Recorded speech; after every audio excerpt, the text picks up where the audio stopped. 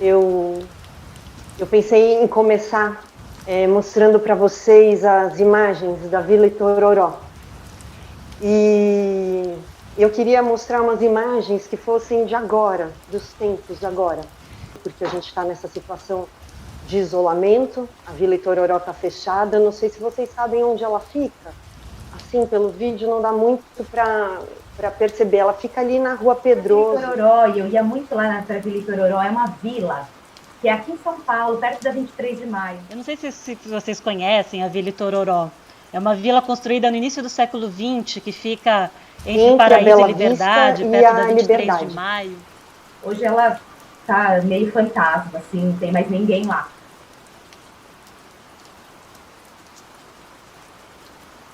Eu queria começar mostrando para vocês esse vídeo. Eu comecei a ver esse vídeo e eu comecei a ficar muito incomodada. Eu comecei a ficar muito incomodada, não com o vídeo, mas por que eu queria começar essa história mostrando a Vila Itororó para vocês. Eu comecei a me sentir que nem aquelas mosquinhas que tá o janelão inteiro aberto e ela tentando passar pelo único vidro fechado, sabe? Eu preciso tentar acessar essa história de outra forma. Eu pensei, nem que eu tome uma atitude tosca, de mudar o eixo da câmera, né? De inverter. E foi isso que eu fiz e aí eu descobri que então eu queria começar hoje não mostrando para vocês a Vila Itororó, mas mostrando para vocês então o céu. Hoje está chovendo. Olha aqui do meu confinamento, pedacinho de céu que eu tenho. E ainda não escureceu, mas está garoando, está nublado, enfim. Não é também um céu para se começar, né? É um céu tímido, então eu queria começar com o céu, porque eu queria o céu como inspiração para um possível difícil de imaginar, para algo que existe, mas é difícil de acessar. Então eu queria que vocês olhassem para o céu, para além dos prédios, para além da camada de poluição que paira sobre a nossa cabeça. Queria que vocês olhassem as nuvens, hoje está nublado, mas eu queria que vocês olhassem através das nuvens. Eu queria que vocês imaginassem nas estrelas que a gente vê e que não estão mais lá. Eu queria que vocês pensassem na atmosfera de cada planeta, tão diferente uma da outra, as temperaturas, a luz, as cores tão diferentes. Eu queria que vocês pensassem nas supernovas, nos buracos negros, enfim, em todo esse universo que eu não tenho nem vocabulário para determinar. Porque eu queria o céu como inspiração para um outro possível imaginável. Porque eu queria tentar contar essa história de outro jeito, eu queria fugir da história contada 1000 vezes da mesma maneira e que termina 1000 vezes do mesmo modo.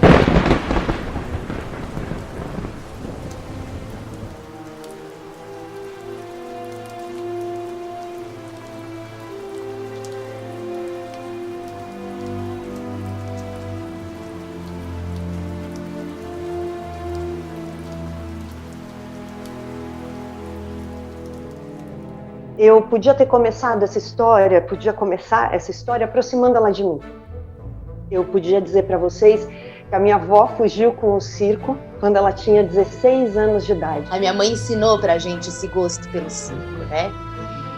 E eu confesso para vocês que o que eu gostava de ver no circo não era o circo. O que eu gostava de ver no circo era a minha mãe. Ela fugiu do trabalho na roça. Ela fugiu dos pais opressores e ela casou com meu avô, que era o dono do circo. Eu achei um texto que a minha mãe que escreveu muitos e muitos anos atrás e que eu me deparei essa semana.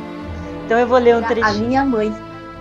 Porque a minha mãe, ela é tímida. E no circo ela teve 2 filhos, ela aprendeu a tocar violão, ela aprendeu a interpretar, ela era ingênua no circo-teatro.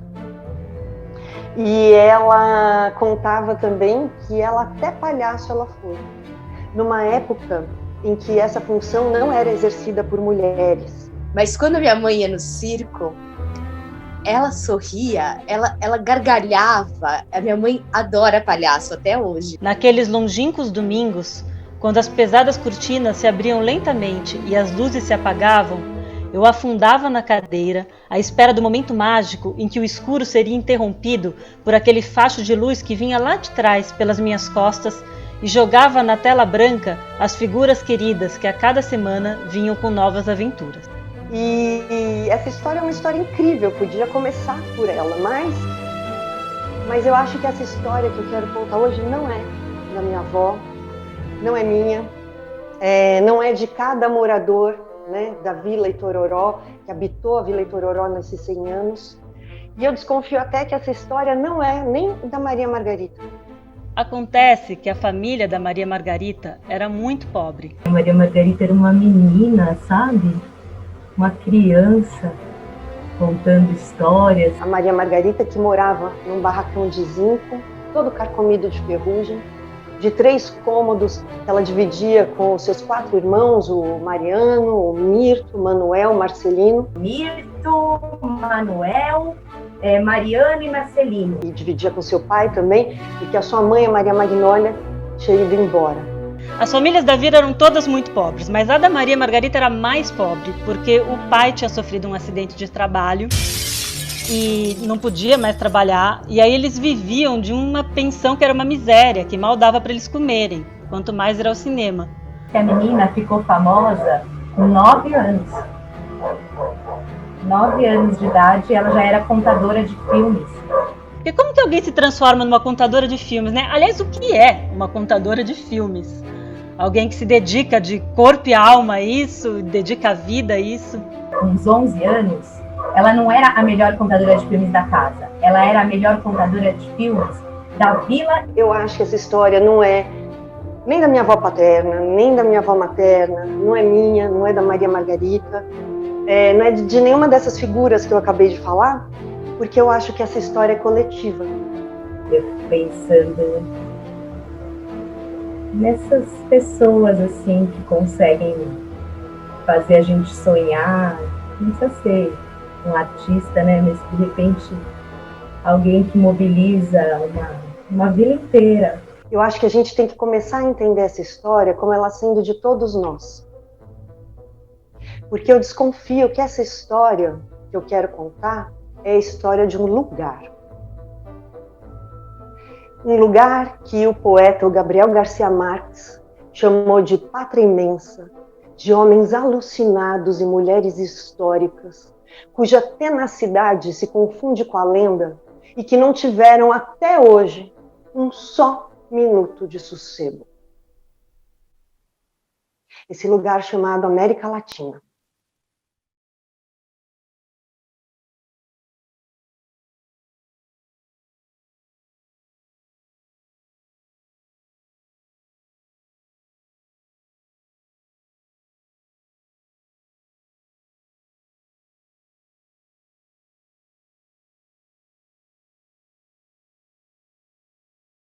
Eu confesso que eu tô aqui meio absorta nessa imagem, paralisada.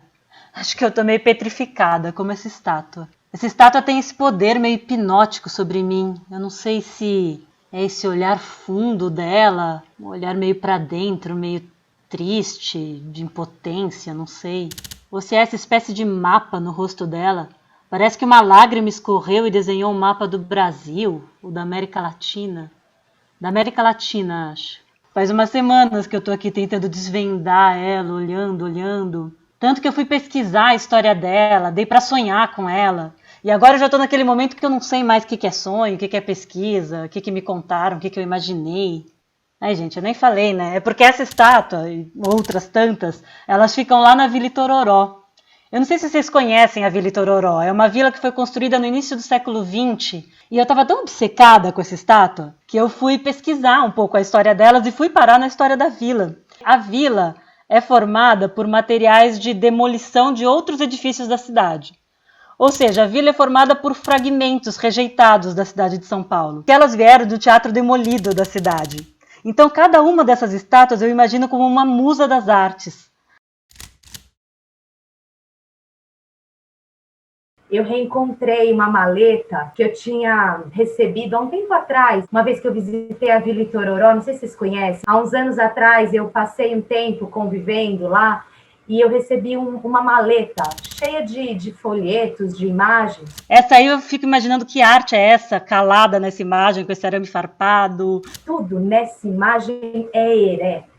Essa aí eu acho pândega. E a velocidade, assim, né, do herói. Essa é da prosperidade. Tem revólver na mão direita, revólver na mão esquerda, revólver na outra capa que tá dentro da capa. Eu fico imaginando o que essa estátua já viu. Não só das memórias da vila, mas das memórias anteriores às da vila também.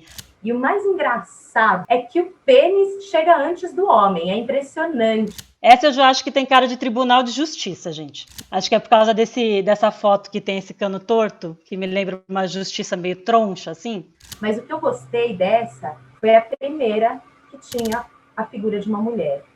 Essa não tem muito o que falar. É a única que eu não dou muita bola pra ela, gente. Porque nessa foto, eu confesso que o que me chama a atenção mesmo é a piscina. E aí eu também fui pesquisar a história dela e a história também é muito interessante. Ela é dentro da vila, mas ela era frequentada pelas pessoas todas da região, do bairro. Ela e o cinema, tinha um cinema lá também. E os dois eram os dois grandes eventos sociais da vila. Agora o cinema eu não entendi muito bem onde ficava, mas eu acho que é esse casarão aí do fundo. O que eu sei é que ele era desses bem imponentes, que você entra, tem plateia, balcão, galeria... E a tela fica em cima, sabe esses cinemas que a tela fica em cima de um palco e abre uma cortina pesada de veludo só para revelar a tela? Eu acho isso lindo. E eu fiquei imaginando assim, quem é que lia esse tipo de gibi, de revista, né? Agora o que eu mais gosto mesmo desse cinema é imaginar que ele era um cinema adornado pelas musas do teatro. Essas estátuas que tantas coisas já viram a elite paulistana frequentando o teatro, já viram o dia a dia da vila, viram o abandono da vila também, famílias sendo expulsas. E agora, talvez pela primeira vez, elas não estejam vendo nada.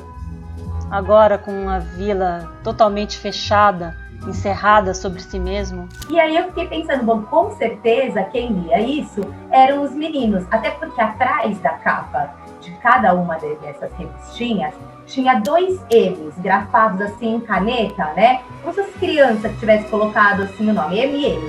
E os meninos, os irmãos, eles se chamavam, era Mirto, Marcelino, Manuel e Mariano. Então eu pensei, deve ser do Mirto e do Mariano, ou do Marcelino e do Manuel, né? Era, assim, comum as pessoas batizarem um nome começando com M, porque diz que a artista se batizava com MM. Eu quis testar essa teoria, eu falei assim, gente, não é possível. Aí fui fazer uma pesquisa, né? Aí encontrei, gente, Malu Mader, Maurício Matar, Marisa Monte, Marluí Miranda. Quem não conhece? Marília Mendonça, Maurício Manieri, grande Mara, maravilha. Eu lembro da minha avó materna. A minha avó materna, ela tinha fixação por nome composto. Só que nomes compostos que começassem com a letra M e com a letra R. Então, isso resultou no quê? A minha mãe é a Miriam Rose e as minhas tias são a Mara Regina, a Maíra Regi e a Mirna Reni. E aí, gente, a foto que eu queria mostrar para vocês, que me intrigou, comprova tudo isso. Norma Jean trabalhava como uma funcionária de loja. Até que ela foi rebatizada como Marilyn Monroe. Quando eu olhei essa foto, no meio daqueles gibis todos, eu juro que eu não entendi que uma coisa estava fazendo com a outra na mesma maleta. E foi por causa dessa foto que eu cheguei na Maria Margarita. A Maria Margarita, a contadora de filmes da vila. A Maria Margarita era irmã do Mirto, do Marcelino, do Manuel. A Maria Margarita que era dona dessa maleta. É engraçado porque eu acho que Maria Margarita é um nome que me lembra a mansidão, me lembra a mulher conformada, a mulher submissa. E ela não queria ser isso. Era a Maria Margarita que lia todos aqueles gibis, era ela que tinha o melhor alvo, porque a Maria Margarita, ela não atirava bala, ela não atirava para matar, ela engatilhava as palavras, uma após outra, para chegarem perfeitas no peito aberto da sua plateia. Era Maria Margarita que narrava os filmes para a vila e fazia as pessoas da vila sonhar. Era ela que fazia as pessoas saírem daquela secura, daquela tristeza. Engraçado.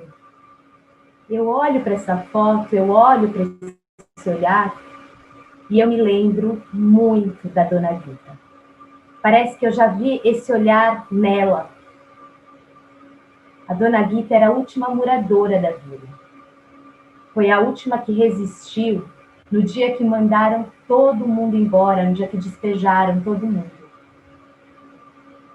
Eu sei que nesse dia a Dona Guita parou na frente desse casarão da vila e dizem que foi a última vez que ela contou a sua história.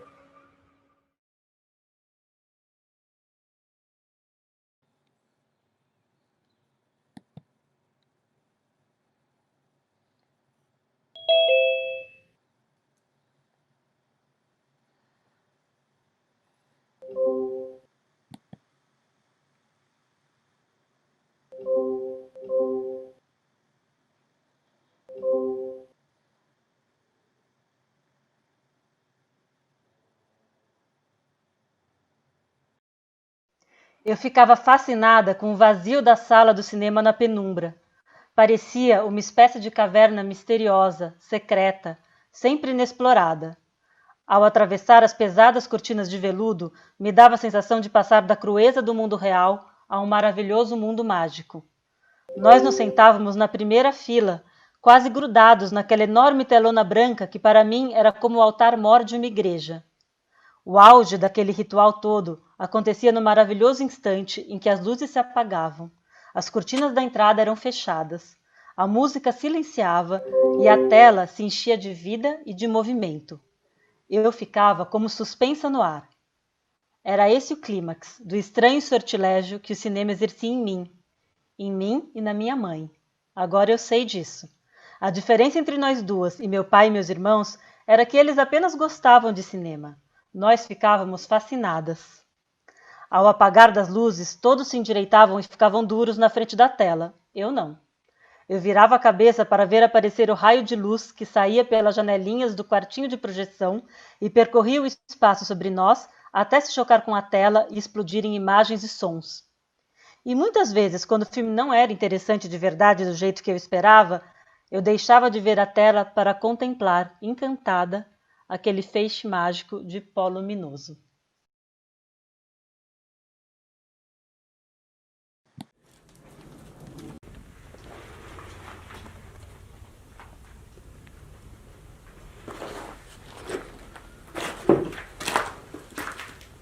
De todas as memórias que a Maria Margarita divide com a gente sobre essas idas ao cinema, tem uma que para mim é muito instigante, assim, porque ela não bate com nenhuma memória minha. Mas eu me vejo, assim, andando, fazendo esse exato caminho. E aí eu não sei se é porque é uma memória, assim, que eu tenho, mas menos clara, ou se eu vi isso em algum filme, ou se é o jeito que ela conta. Eu lembro do cinema de muitos anos atrás, e isso traz lembranças assim de salas magníficas, bem decoradas, atapetadas, com grandes cortinas de veludo, em geral vermelha, que se abriam para passar o filme. E quando começava aquele facho de luz que vinha de cima e ia para a tela, tudo aquilo era tão mágico. Então, as minhas memórias, as melhores memórias que eu tenho de infância, de adolescência, estão ligadas ao cinema. E esse... Eu adoro cinema, eu vou muito. Essa pandemia não assisti nada também. Vi um filme só aqui na minha televisão, mas não é a mesma coisa mesmo. Não tem igual você sentar lá no escurinho do cinema, né? Eu adoro chorar com cinema. adoro chorar com filme. Eu adoro quando o filme me faz chorar, gosto tanto que eu até tenho alguns filmes que eu vejo justamente para poder chorar. Porque o choro com o filme, o choro com o filme é outra coisa. É um deságue, né? É um choro sem nem definir para vocês, assim. Eu tenho um ritual com um amigo, assim, que a gente gosta de ir no cinema para chorar. E aí é muito engraçado, porque a gente sempre chora muito no final, né? E a gente não fala nada depois. A Maria Margarita e a mãe, a Maria Magnólia, elas passavam de vez em quando ali à tarde só para ver os artistas se arrumando, só para ver aquela vida. E elas gostavam de, às vezes, dar uma espiadinha. Era uma coisa que as duas faziam juntas. O Magnólia, ele era tão efetivo para mim, nesse atravessamento que ele fazia comigo, que eu colocava no DVD o disquinho, e ele mal começava, não precisava ter ação nenhuma. Só com os primeiros acordes do filme, eu já começava a chorar absurdamente. Mas agora, lembrando assim, a primeira vez que eu tomei vinho na minha vida, eu estava no colo do meu pai, para vocês terem uma ideia. Eu acho que eu tinha uns 4 anos, alguma coisa assim. E o meu pai estava segurando uma taça numa festa. E acho que a taça ficou olhando para mim, eu fiquei olhando para a taça. Acho que ele percebeu que eu estava fascinada e perguntou se eu queria tomar um gole. Mas assim que ele encostou o copo na minha boca,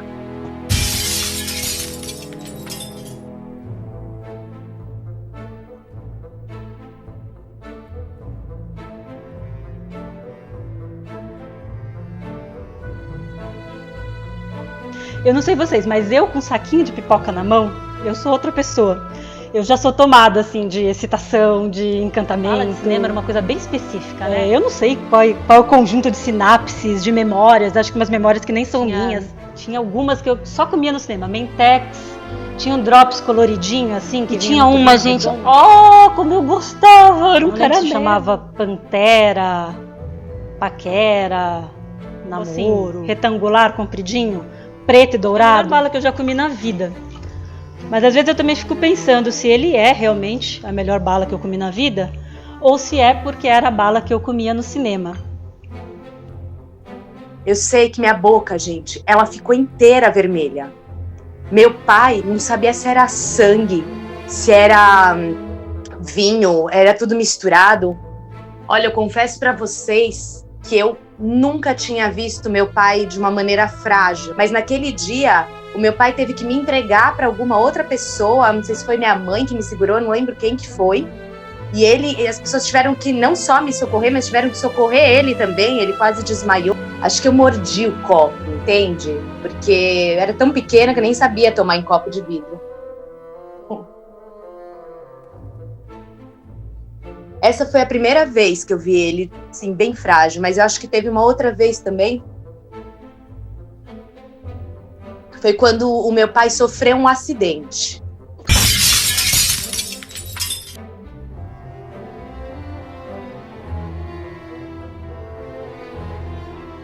Que eu lembrei que quando eu fui no cinema, em Cuba, gente, é assim, onde eu vou ao cinema. Se eu for para Piracicaba, eu vou ao cinema. Se eu for para Tóquio, eu vou ao cinema. Eu não conheço nenhum dos dois lugares, mas o dia que eu for, eu irei ao cinema. Não tanto para ver o filme, na verdade. Peraí. Não tanto para ver o filme, mas o que eu gosto é de ver as salas. Ai, gente, tem umas salas lindas de cinema, né? Essa sala lá de Havana, ela ficava em frente àquela sorveteria do filme Morango e Chocolate. Nossa, maravilhosa. São Paulo tinha umas salas lindas também. Não sei quem é daqui, quem tem idade para lembrar, mas eu adorava uma sala chamada Gemini, que tinha uma decoração art déco, assim, laranja e azul. E o Gemini tinha outra coisa que eu adorava, ele tinha um camarotezinho, 2 camarotezinhos, assim, um em cada ponta. E curiosamente não era muito disputado.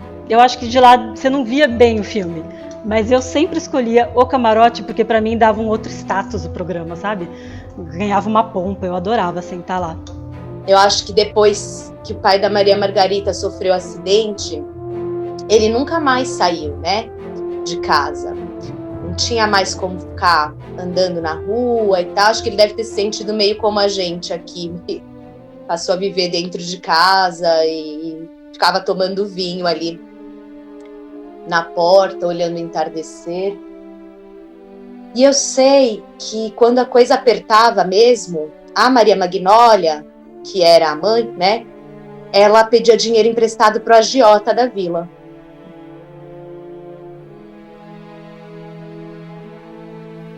O agiota tinha um prazo, assim, né, para devolver o dinheiro. E quando ela não conseguia devolver, ele pedia para ela fazer umas visitas noturnas para ele, sabe? Mas o curioso lá de Cuba é que eles vendem num conezinho, que é um conezinho tão pequenininho, gente. É tipo uma mãozada nossa, dos nossos baldões de pipoca. Imagina aquele sorvete corneto que passou por uma máquina assim de encolher? Era desse tamanho. Eu sei que aquilo me deu um desgosto existencial, gente. Eu olhei aquele cone e pensei, gente, eu vou ter que comprar uns 100 desses cones para matar meu desejo de pipoca. Mas aí eu mantive a dignidade, eu comprei um cone. E aí eu descobri a grande alegria que é comer uma pipoca por vez. Foi ótimo. Esse negócio de baldão foi invenção de shopping center, né? E pior é que eles não vieram responder uma demanda. Eles criaram uma demanda. Tava todo mundo feliz lá com a sua quantidade de pipoca. Nessa época, chegou a passar um circo por ali. Um circo que ficou um pouco, alguns dias na vila, né? A Maria Margarita e a mãe, a Maria Magnólia. Porque eu nunca tinha atentado para o fato de que a mãe da Maria Margarita chamava Maria Magnólia. E eu tô aqui faz meia hora falando sobre o filme Magnólia. E aí eu acho uma coincidência muito improvável, né? Não, o filme, eu tenho certeza, chama Magnólia. Agora, a mãe da Maria Margarita chamar Maria Magnólia, aí eu já começo a achar que eu... No dia que o circo foi embora da vila, eu sei que a Maria Magnólia sumiu. A minha avó também fugiu com o circo. Foi embora junto, assim, num vupt, sem avisar ninguém. Mas enfim, eu sei que esse trauma dentro da família era muito sério. Tanto que eles abafavam essa questão. Qualquer lembrança, qualquer história, qualquer objeto que remetesse àquela mulher era escondido. Dizem que o pai, gente, proibiu que se falasse a palavra mamãe em casa. Diz que nenhuma mulher mais pôde entrar na casa. E quando deixavam escapar a palavra mamãe, ele ficava uma fera, ele pegava a taça de vinho dele, arremessava na parede. Essa operação abafa é uma frustração, né? Ela está fadada ao fracasso absoluto. Porque as coisas, elas guardam camadas, né? Camadas de significação, camadas de história, camadas de lembrança. Tudo à volta presenciou aquela história. Eu acho que a única mulher que pôde entrar depois nessa casa foi a Santa Margarida.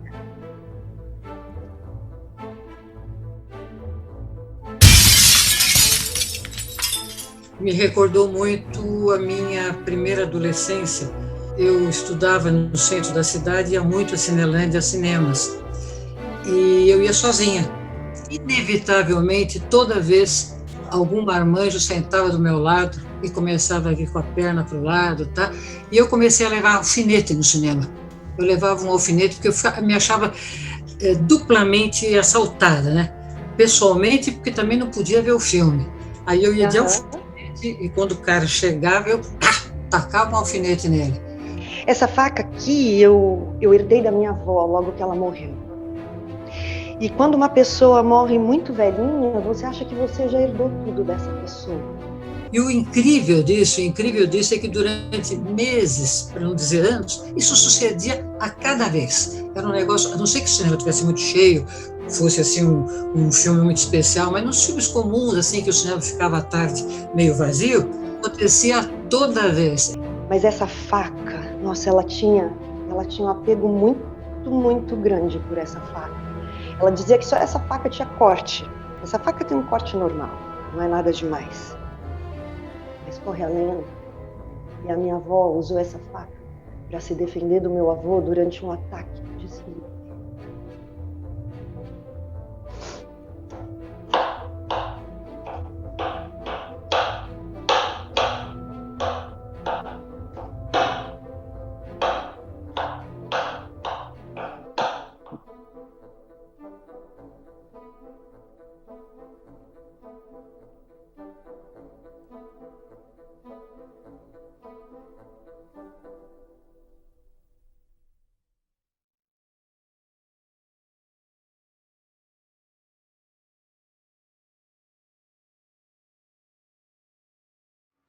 Porque me haces mucho daño,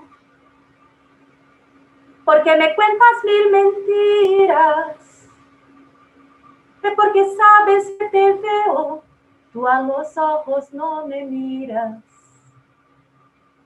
y porque nunca, nunca quieres nada, a que a ti te comprometa,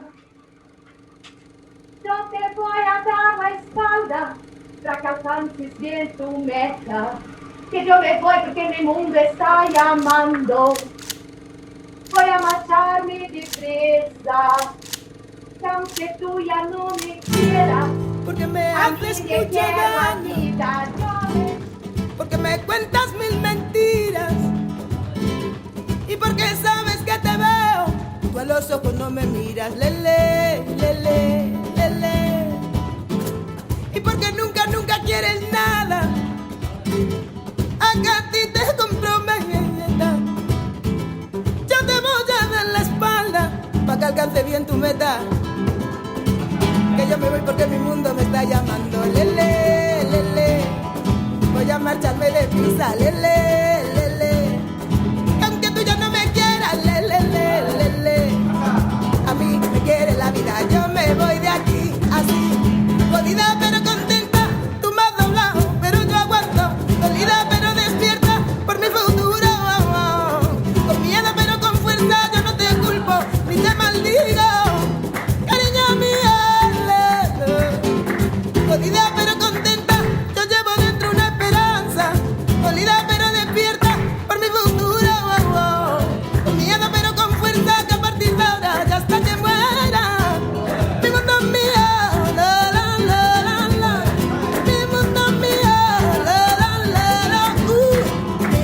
es mío.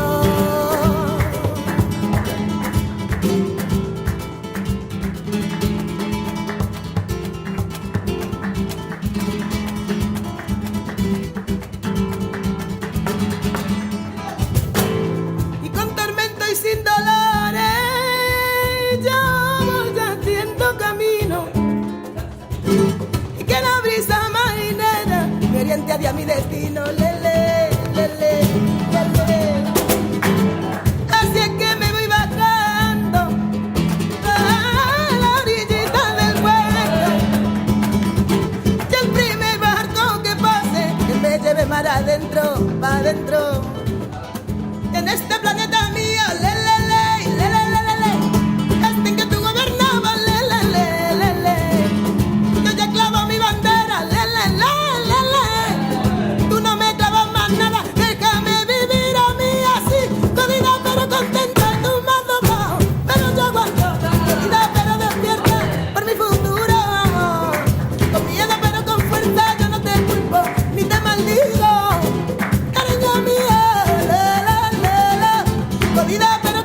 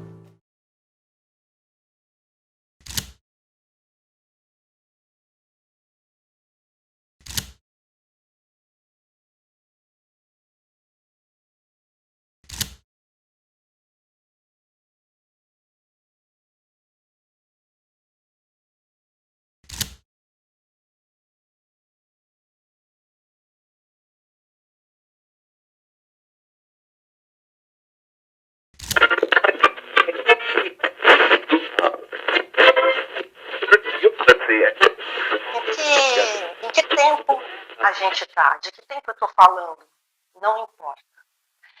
Onde a gente está exatamente, na Vila Itororó, no centro de São Paulo, ou no Atacama, no Chile. Não importa. A história se repete. A gente podia estar em Mariana, em Minas Gerais. A gente podia estar na Amazônia colombiana. A gente podia estar na 25 de março. A gente podia estar em Chiapas, em Los Caracoles, no México. A gente podia estar na Praça de Maio ou na Patagônia, Argentina. A história se repete. Quer ver? Por exemplo, uma mineradora explora os recursos naturais fora do seu país, lógico. Nesse caso, a gente está falando do salitre. Em torno das minas de salitre, surgem pequenas cidades. E são cidades desiguais, miseráveis. Então, você tem quadras de tênis, teatro, para o alto escalão das empresas, e você tem também os barracões de zinco. Até que um dia inventam o salitre sintético. E aí essa atividade deixa de ser lucrativa para aquela mineradora. As minas fecham as portas, os trabalhadores ficam sem direitos, sem garantia, a cidade se transforma em cidades fantasmas e acontece um grande êxodo. Ou será que eu estou contando para vocês a história de uma grande incorporadora, uma grande construtora, que despeja 71 famílias da Vila Itororó, famílias inteiras, mães, crianças, avós, animais de estimação, famílias inteiras, para construir um grande centro cultural, no centro de São Paulo, ao lado do metrô. O casarão da Vila Itororó, que abrigava no início da sua construção as famílias mais abastadas, um andar inteiro vai ser dedicado só para a história do teatro. As casinhas do térreo que dão de frente para o pátio serão transformadas em restaurantes, bistrôs, lojas de souvenirs. Eu não me lembro o que vai ser feito da piscina. A Vila Itororó tinha uma piscina coletiva. Eu não me lembro se essa grande construtora vai aterrar essa piscina ou se vai colocar umas carpas lá dentro. Para mim, tudo faz sentido. Eu queria dizer para vocês que eu sei que eu me contradigo. Eu sei disso, eu me contradigo, eu me perco, eu vou e volto. Mas é porque eu ainda preciso repisar essas histórias. Eu ainda preciso recolher esses vestígios, eu ainda preciso recolher esses registros. Para quem sabe um dia chegar num final feliz. Mas não é um final feliz hollywoodiano, que eu adoro, óbvio, e que a Maria Margarita adora, e que o público da Maria Margarita adora. Não, é um final feliz diferente, é um final feliz comum a todos. E por isso verdadeiramente democrático. Já que vocês já sabem que eu me contradigo, eu queria terminar contando só mais uma coisinha sobre a minha avó. Quando a TV chegou no país, o circo precisou ser vendido, porque não era possível sustentar aquela estrutura toda com pouco público. Então, os homens que trabalhavam no circo, eles passaram a trabalhar na TV Tupi. A minha avó restou a tarefa de criar 2 filhos, e vez ou outra serviam um café como copeira, num programa que chamava Almoço com as Estrelas. E eu queria lembrar que a gente hoje fez questão de começar olhando as estrelas.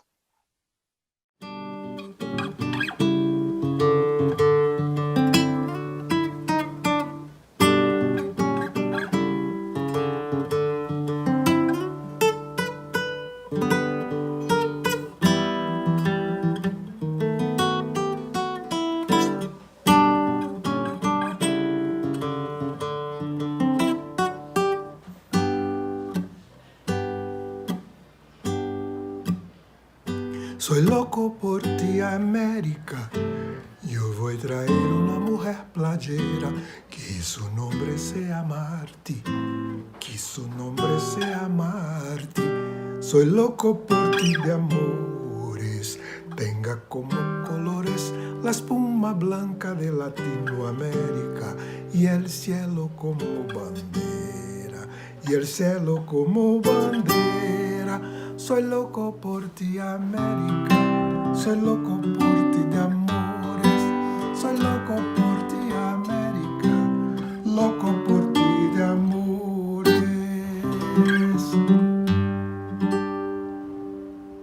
Sorriso de quase nuvens, os rios, canções, o medo, o corpo cheio de estrelas, o corpo cheio de estrelas. Como se chama a amante deste país sem nome, este tango, este rancho, este povo? Dizer-me arde o fogo de conhecê-la, o fogo de conhecê-la. Soy loco por ti, América, soy loco por ti de amores, soy loco por ti, América, loco por ti de amores. El nombre del hombre muerto, y ya no se puede decirlo, quem sabe, antes que o dia arrebente, antes que o dia arrebente. El nombre del hombre muerto, antes que a definitiva noite se espalhe em Latinoamérica. El nombre del hombre es pueblo, el nombre del hombre es pueblo. Soy loco por ti, América, soy loco por ti de amores, soy loco por ti, América, loco por ti de amores.